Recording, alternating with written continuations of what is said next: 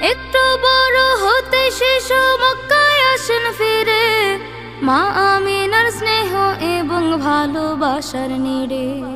এর কিছুদিন পরে নবী দিলেন মরু পারি, মা আমিনার সঙ্গে গেলেন ঘুরতে মামার বাড়ি।